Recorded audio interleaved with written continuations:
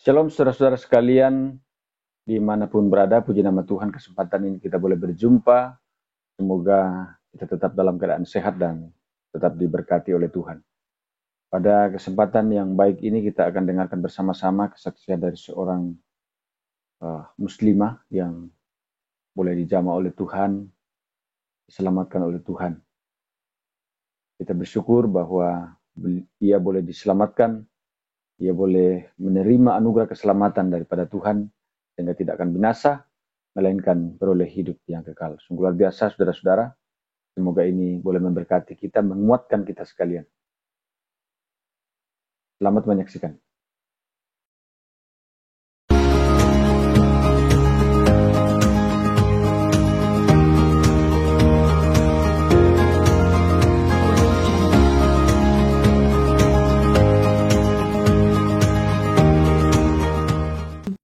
Salam, Halo. Inge Karisma, biasa dipanggil Inge, umur 24 tahun, dan aku asli dari Jawa.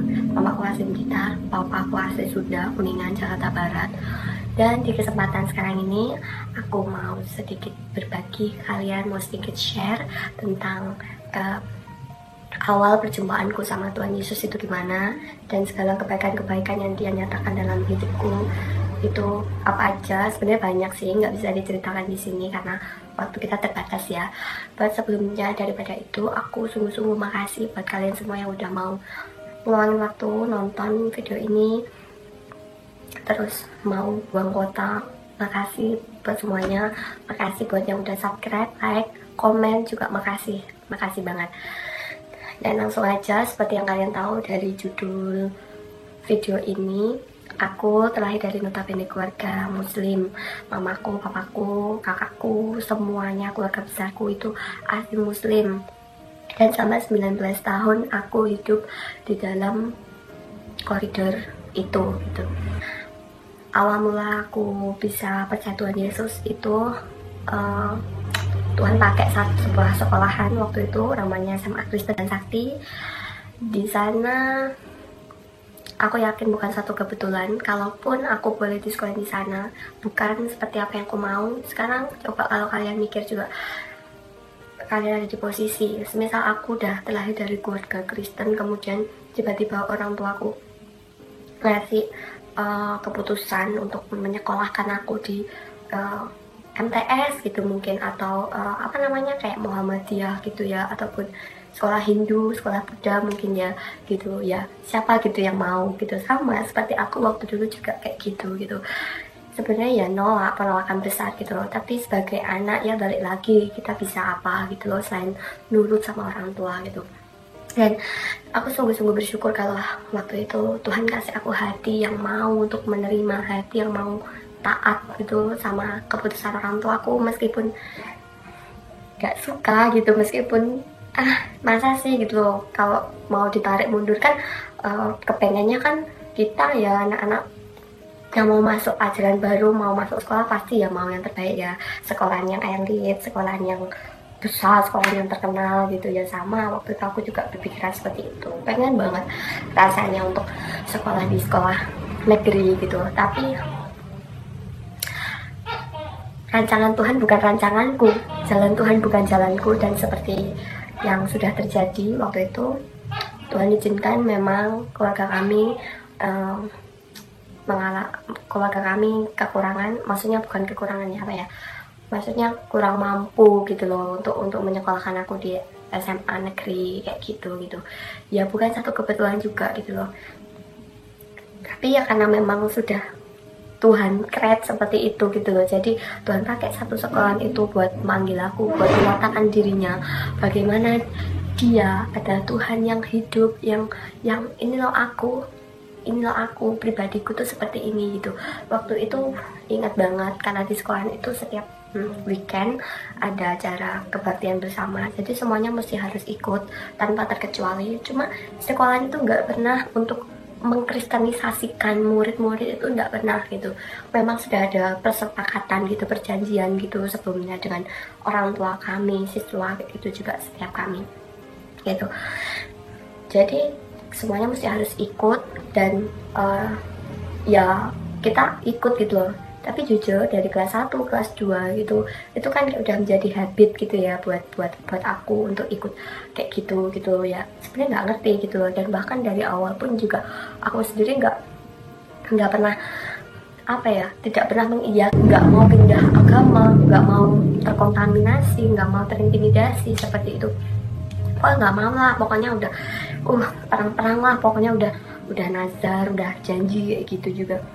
Duh, tapi ya balik lagi seperti apa yang firman Tuhan katakan, bahwa jalanku bukan jalanmu dan rancanganku bukan rancanganmu gitu.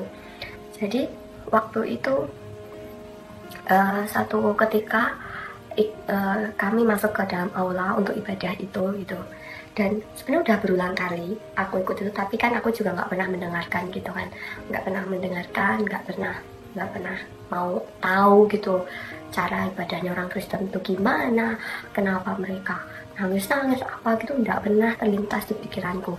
Tapi hari itu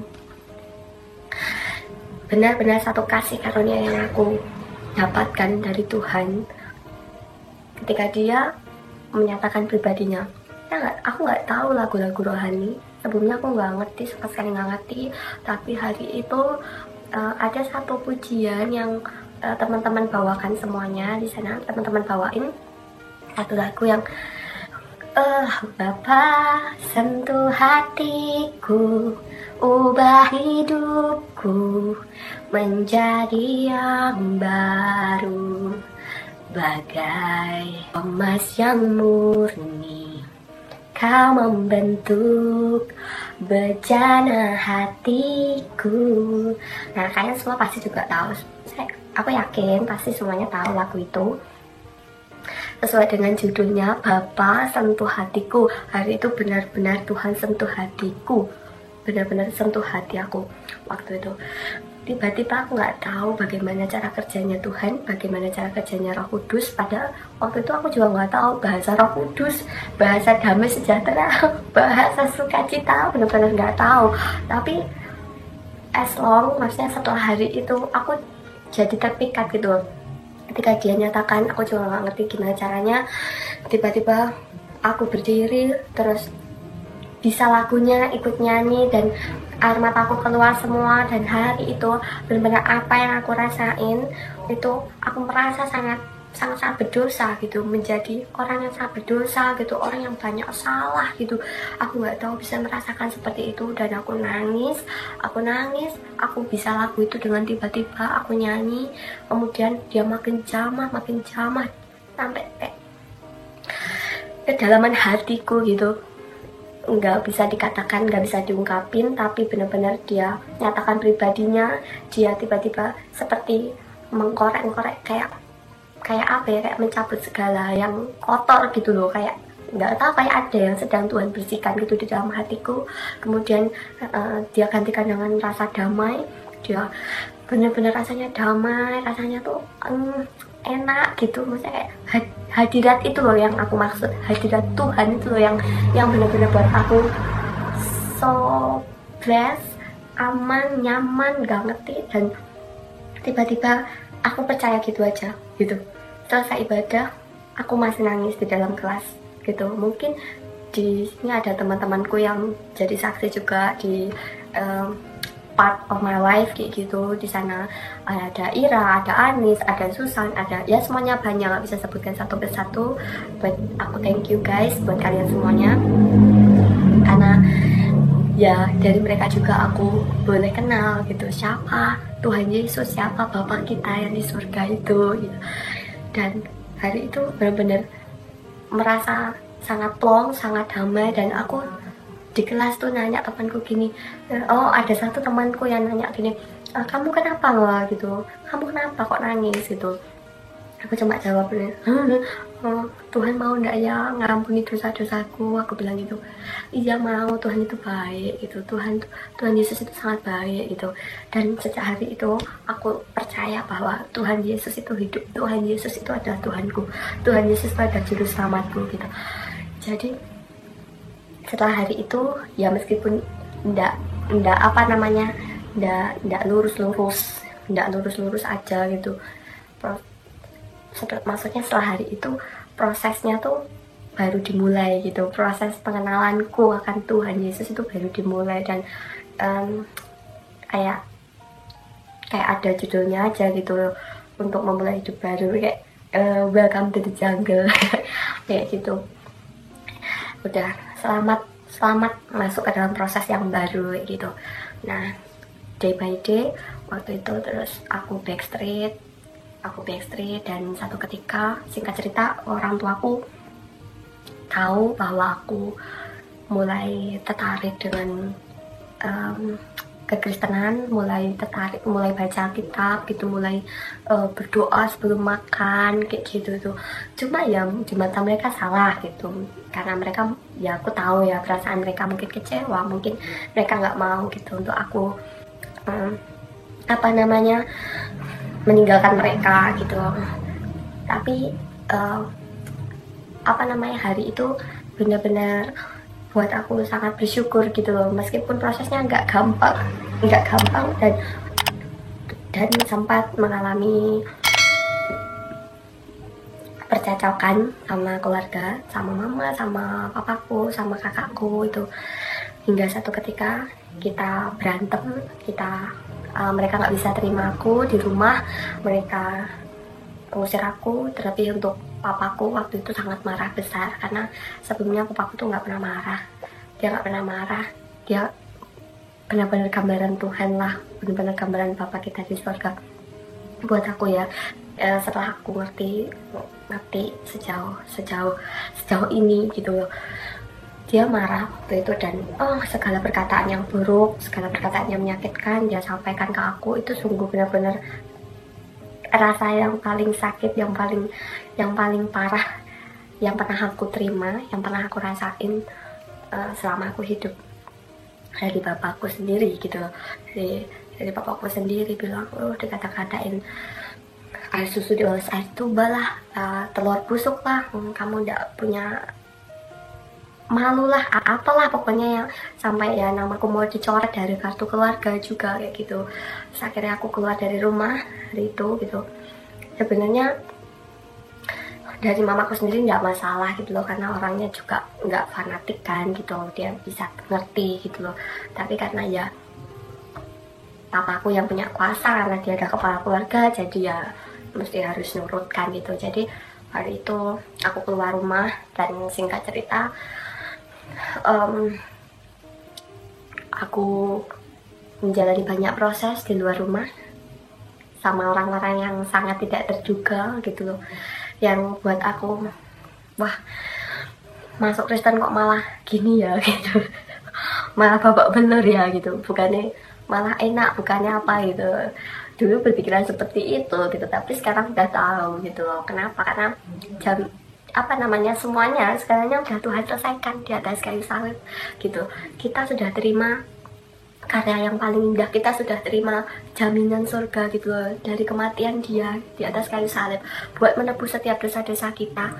Jadi ya bukan berarti ketika semuanya sudah Tuhan selesaikan terus kita enak-enak hidup gitu, kita nggak menjalani proses dengan babak belur itu tadi. Bukan berarti seperti itu gitu loh. Karena ya siapa yang layak ya yang mereka yang mau pikul salib gitu loh. Karena Tuhan Yesus pun juga turun ke dunia juga bukan untuk enak-enak kok. Dia turun ke dunia, dia turun dari surga, turun ke bumi itu buat apa? Buat mati buat setiap kita gitu. Jadi ya sama gitu loh, kita mesti harus melewati proses sampai pada akhirnya nanti kita benar-benar sudah matang, kita sempurna seperti gambarnya, seperti pribadinya. Kita tidak lagi jadi orang yang pemarah, kita tidak jadi orang yang sombong, orang yang angkuh, orang yang pokoknya yang seperti itulah, orang yang jahat lah ya gitu. Dan singkat cerita, setelah berapa tahun ya, sekitar 2-3 tahun kalau tidak salah, kami nggak pernah kontekan lagi. Aku nggak tahu nomornya mereka. Setiap kali aku minta nomor mereka ke teman, ke tetangga seperti itu untuk aku hubungi, mereka selalu ganti, habis itu ganti gitu. Jadi jadi nggak pernah kontak kan, nggak tahu kabar, nggak saling tahu kabar gitu. Tapi untuk aku ya, aku berusaha untuk cari kabar mereka tuh gimana, sehat tak, apa ya apa gitu kan, dari tetangga, dari teman-teman kayak gitu. Dan ingat cerita tahun 2015 aku merantau ke Bali ini ya, terus aku mulai cari gereja yang benar-benar buat aku mau menetap di situ. Di situ ada satu gereja yang buat aku juga bukan suatu kebetulan aku dipanggil ke sana, bahkan aku juga dibaptis di sana, aku bertumbuh di sana, belajar banyak hal juga di sana, dan mulai belajar untuk melayani juga di sana, itu di GBI Rock. Nah, terus waktu itu 2015 sampai 2016, sampai akhirnya 2016 itu aku nggak tahu gimana cara kejatuhan juga, tapi sejauh waktu ke 2016 itu aku terus bawa ke dalam doa keluargaku, aku terus berharap sama Tuhan, terus berharap buat keluargaku gitu. Dan 2016 itu aku nggak ngerti gimana caranya Tuhan bawa kedua orang tuaku ke Bali. Itu bener-bener aku nggak nyangka karena waktu itu yang aku tahu cuma kakakku aja yang tinggal di Bali kan gitu, cuma mereka sama suami, cuma kakakku sama suaminya aja gitu. Terus tiba-tiba orang tuaku tuh datang gitu ke Bali. Awal pertamanya mamaku yang ke Bali. Terus aku tahu juga dari temanku, tetanggaku gitu, dia bilang kalau mamaku pergi ke Bali gitu. Terus aku samperin, itu masih marah, masih segala macam lah, pokoknya udah kacau dah pokoknya gitu. Sampai akhirnya aku nggak menyerah gitu aja, tapi aku terus nyamperi gitu, aku terus cari-cari perhatian, terus aku terus berusaha gitu untuk membuat hubungan kami kembali baik gitu loh. Karena ya satu hal yang aku tahu gitu loh, tanpa kerukunan Tuhan tidak akan memberkati kita. Sedangkan aku mau Tuhan berkati keluargaku, aku mau Tuhan pulihkan keluargaku gitu loh. Dan tanpa adanya hubungan itu tadi, kita nggak bisa gitu loh untuk bisa saling berkati, untuk kita bisa saling memberi. Ya gimana, orang nggak kenal gitu kan, maksudnya udah saling klop gitu loh. Maksudnya kayak kalau kita punya karyawan terus kita nggak kenal sama karyawannya, nggak terus-terusan komunikasi, mungkin nggak terus-terusan saling bagi gitu, saling membutuhkan kayak gitu ya. Ya masa iya seorang bos mau mempercayakan pekerjaan atau apapun itu ke bawahannya, ya kan gitu. Nah kayak gitu. Terus akhirnya omaku puji Tuhan luluh hatinya, dan sungguh-sungguh sih, maksudnya bukan kuat gagahku, bukan karena usahaku itu tadi untuk aku mau hubunganku sama orangnya tuh baik-baik aja, enggak, tapi benar-benar sungguh karena Tuhan gitu, karena Roh Kudus yang udah melembutkan hati mamaku, yang udah mau benar-benar mengubahkan hatinya gitu loh, untuk bisa terima aku lagi. Kemudian disusul papaku ke Bali juga gitu loh, karena kami udah lama kan nggak bertemu, nggak komunikasi gitu. Dan yang aku ingat terakhir kali sebelum aku ke Bali, aku ada pamit kan ke orangnya gitu loh. Dan apa yang dia sampaikan terakhir kali ke aku adalah ya dia bisa terima aku. Dia bilang kalau ya udah, kalau kamu memilih keputusanmu, kamu udah mantap sama keputusanmu, ya sekarang terserah kamu gitu loh, tapi resiko kamu tanggung sendiri gitu. Terus dia bilang tapi sekarang antara aku sama kamu udah nggak ada apa-apa gitu katanya. Tapi yang aku tahu gitu loh, benar-benar udah nggak ada rasa kayak kepahitan, nggak ada rasa sakit hati, itu sungguh-sungguh nggak aku rasain dari hatinya. Dan itu semua karena Tuhan. Ketika aku bertemu lagi sama papaku, dia biasa aja gitu loh, maksudnya kayak dia biasa aja gitu ya, kayak anak sama bapak kayak gitu tuh, seperti itu gitu. Dan singkat cerita, mereka akhirnya mau tinggal sama aku dalam waktu kurang lebih waktu itu setahun ya, kurang lebih setahun tinggal sama aku di Bali sebelum pada akhirnya mereka memutuskan pulang untuk ke Jawa, tinggal di Jawa lagi gitu. Dan semenjak di Bali itu yang aku rasakan ya pemulihan Tuhan itu mulai aku rasakan, mulai nyata gitu loh, ketika pas kami mau tinggal bareng-bareng itu ngomong baik-baik, ngomong tentang apa yang aku rasain gitu loh. Nah, selama aku